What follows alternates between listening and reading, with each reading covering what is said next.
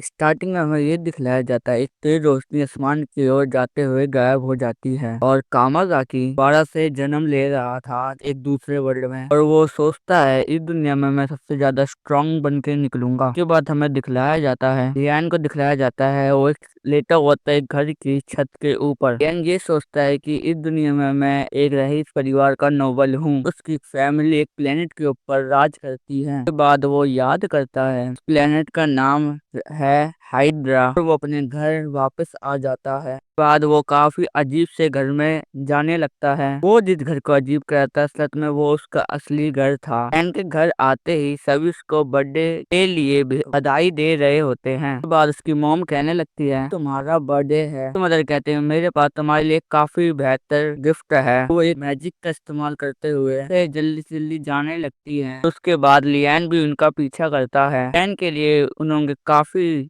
बहुत ज्यादा बड़ा केक मंगाया था। उसके साथ ही साथ बहुत बड़ा सा गिफ्ट भी मंगाया था। लियान इस गिफ्ट को देख के काफी ज्यादा खुश हो जाता है। फिर वहाँ पर एक ही रिमोट दिखलाई देता है। उसके बाद उसकी मदर कहती है इस रिमोट का इस्तेमाल करते तुम किसी भी एक मेड को खुद से अपने आप से डिजाइन कर सकते हो। लियान जैसे इस रिमोट के बटन को दबाता है उन्हें एक बड़ी सी स्क्रीन आ जाती है। अलग अलग तरीकों की आंखें बनी हुई थी। अपनी मदर से पूछता है ये अजीब सी चीज क्या है। मदर बताती है तो अपने हिसाब से अपनी मेड को डिजाइन कर सकते हो। लियान ये सुन करके काफी ज्यादा हैरान हो जाता है। उसके बाद वो अच्छी तरीके से हर एक चीज अच्छी तरीके से चुनने लगता है। उसके बाद वो ऑर्डर को प्लेस भी कर देता है। उसके फादर भी आ जाते हैं और लियान को अपने बर्थडे गिफ्ट के तौर पे अपना टाइटल गिफ्ट कर देते हैं जिसका नाम है टाइटल का नाम था काउंट बेनिफिट। ये सुन करके थोड़ा हैरान हो जाता है तो सिर्फ 5 साल का हूँ। फादर कहते हैं तुम्हें ज्यादा चिंता लेने की जरूरत नहीं है। आराम से काउंट के टाइटल को आराम से इनहेंस कर सकता है। काउंट के टाइटल को आराम से इनहेंस कर सकता है। के बदले में तुम्हें बहुत सारे पैसे हर महीने भेजने पड़ेंगे। इसकी मदर भी कहने लगती है तुम इस तरीके से इंडिपेंडेंटली भी रह सकते हो। एंड उनकी बातों को एग्री कर लेता है तो उसके लिए ही बेटर है ये सब चीज। फादर अपने बटलर को बुलाते हैं कॉन्ट्रैक्ट सिग्नेचर करने के लिए लेके आता है। उस कॉन्ट्रैक्ट के ऊपर साइन कर देता है। तब देख करके उसके फादर काफी ज्यादा खुश हो जाते हैं। के फादर कहते हैं आज से तुम काउंट हो। वो कहते हैं मैं और तुम्हारी मदर इस कैपिटल के अंदर रहेंगे। बाद वो दोनों एक साथ चले जाते हैं। उन्हें सिर्फ उन्हें घूरता हुआ ही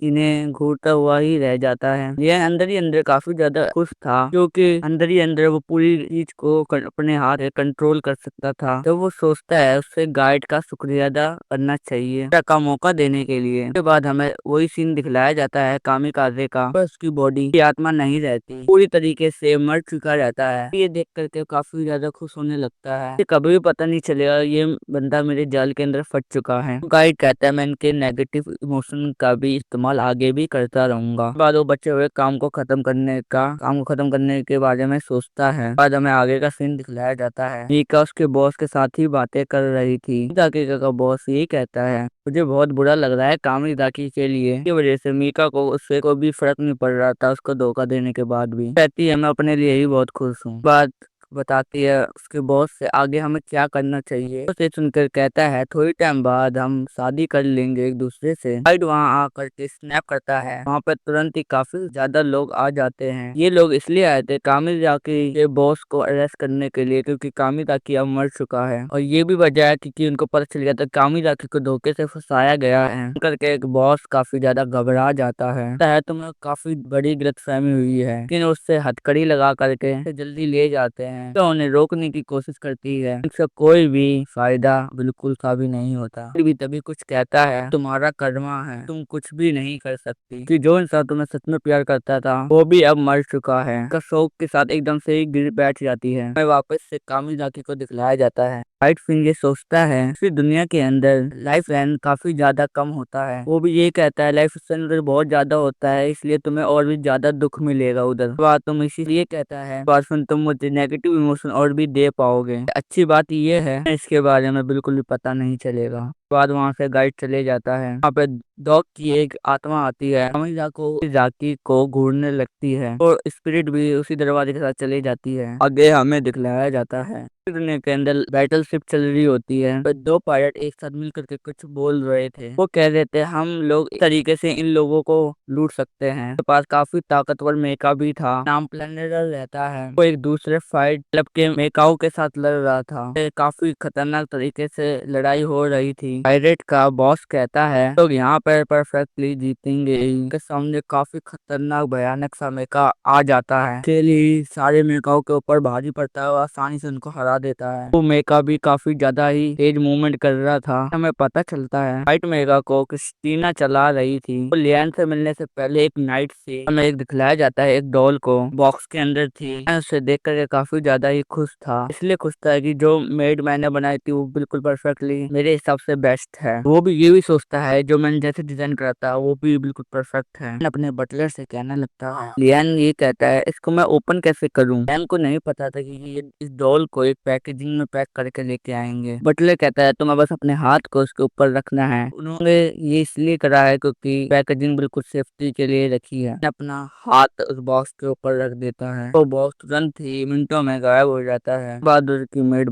उधर से बाहर निकल जाती है। ये सब देख करके काफी ज्यादा ही खुश हो जाता है। वो मेड अपनी आंखें धीरे धीरे खोलती है। वो लियान को देखती है, बाद लियान उसे देखता है। उसके बाद वो मेड अपना नाम बताती है, नाम होता है अमागी। वो अजीब तरीके से लियान को हेलो कहती है। ये थोड़ा देख करके थोड़ा सा नर्वस हो जाता है, प्लस और भी काफी सारी चीजें बताने चाहता है। लियान फिर चेक करने लगता है ये डॉल किस चीज की बनी है। वो वहाँ से अमागी को लेके जाने लगता है, उसे रोकने की कोशिश करता है, राजा उसके मुंह के ऊपर ही बंद कर देता है। उसके बाद हमें रात का सीन दिखलाया जाता है। वहाँ पे अमागी लियान को मसाज कर रही थी। वहीं पे लियान काफी ज्यादा खुश था, इसलिए ये सारी चीज देख करके कहता है उसे इस तरीके से पूरी तरीके से इस एआई के ऊपर डिपेंड नहीं रहना चाहिए तुम्हें। लियान ये सुन करके कहता है इसके पीछे आखिर क्या वजह है। फिर वो अमागी से पूछता है तुम मुझे नुकसान पहुंचा सकती हो। अमागी कहती है ऐसा मैं नहीं कर सकती।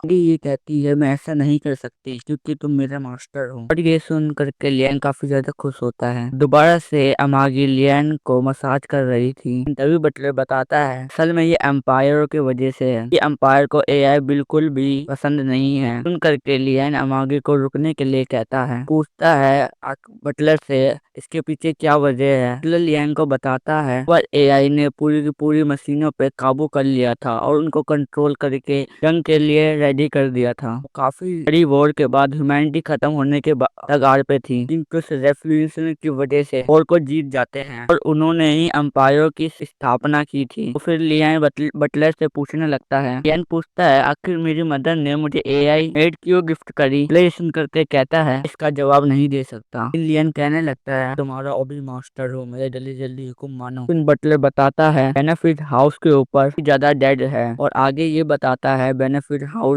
काफी ज्यादा ही अच्छे थे कि लियान के ग्रेट ग्रैंडफादर भी अच्छे रूलर थे, वो काफी ज्यादा स्मार्ट थे। लेकिन उनके जाने के बाद उनके ग्रैंडफादर भी सारा डेड लिया, की वजह से बेनिफिट हाउस की हालत काफी ज्यादा खराब हो जाती है। ये सुन करके कहता है इसका मतलब ये है पेरेंट्स ने मुझे यहाँ पे फंसा दिया है। इसके साथ बटलर आगे बताता है कि यहाँ पे ज्यादा कुछ कंट्रोल भी नहीं कर सकते, चीज उनके क्रेडिटर पर नहीं डिपेंड है। आगे ये सारी चीज सुन करके सीधे खड़ी थी बस चुपचाप। लियान अपनी खिड़की से बाहर देखता है और उधर देखता है वहाँ पे कुछ भी अच्छी चीज नहीं दिखाई दे रही थी। ये हमें दिखलाया जाता है एक इंसान एक बार के अंदर आता है, उधर वहाँ बैठ जाता है, बूढ़े इंसान से कुछ कहने लगता है। नए लॉर्ड सिर्फ 5 साल के हैं। सुन करके वो बूढ़े इंसान कुछ कहता है, फिर कोई नया लॉर्ड आता है, टैक्सेस को और भी ज्यादा बढ़ा देते हैं। भी एक लड़की बार के अंदर काम कर रही कुछ कहती है तो मैं इस तरह की बात नहीं करनी चाहिए, तो पता कोई सुन ले। लियान फिर समझ जाता है क्योंकि इस प्लांट के ऊपर कोई भी काम की चीज बिल्कुल एग्जिस्ट भी नहीं करती थी। इधर सारी चीज खराब पड़ी रहती थी इधर, तो कैसे भी करके यहाँ का डेड नहीं बढ़ पाएगा। मतलब है इस लाइफ के अंदर भी इसको स्कैम कर दिया है। इस बार इसको स्कैम करने वाले इसके खुद के माता पिता होते हैं। वो याद करने लगता है इस तरीके से मैं पिछली लाइफ में वाइफ ने ही मुझे धोखा दिया था। अभी वो अमागे की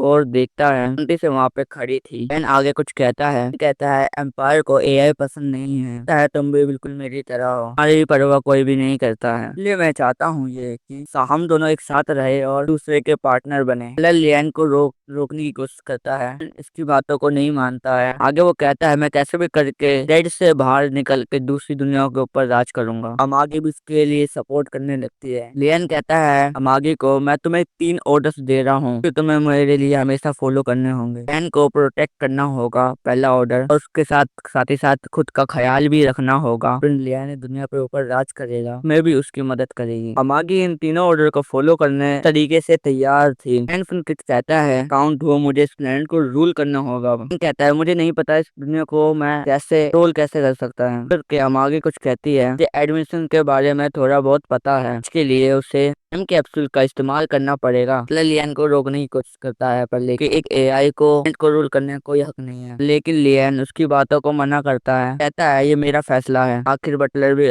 कुछ नहीं कहता है, लेकिन उसे काफी चिंता रहती है। अंपायर को इसके बारे में पता चला तो काफी बड़ी मुश्किल में आ सकती हो। अंपायर के कानून के हिसाब से एआई का थोड़ा बहुत इस्तेमाल कर सकते हैं। लियन को नहीं पता रूल कैसे करते हैं, इसलिए अमागी उसकी हेल्प करेगी। एन अमागी के साथ से चले जाता है। बटलर रोकने की कोशिश करता है। एन कैप्सूल के पास पहुंच जाता है। उसके बाद वो टाइम कैप्सूल के अंदर बैठ जाता है। अमागी ये कहती है तुम्हें इधर 6 महीने में 10 साल की नॉलेज तुरंत मिल जाएगी इस टाइम कैप्सूल के मदद से। अमागी से पूछता है अमागी से पूछता है क्या तुम्हारे पास कोई भी इमोशन है। अमागी सुन करके कहती है एआई से थोड़े बहुत इमोशन देता है, उससे नहीं लगता कि मेरे पास भी कोई इमोशन है। कि लियन ने अमागी से कहा था का साथ देने के लिए। अमागी का प्रोसेसर ओवरलोड हो गया। सुन करके लियन थोड़ा सा शर्माने लगता है। वो कैप्सूल के अंदर जा करके सोने लगता है। अमागी जाने से पहले ये कहती है तुम्हारा इंतजार करूंगी मेरे यंग मास्टर।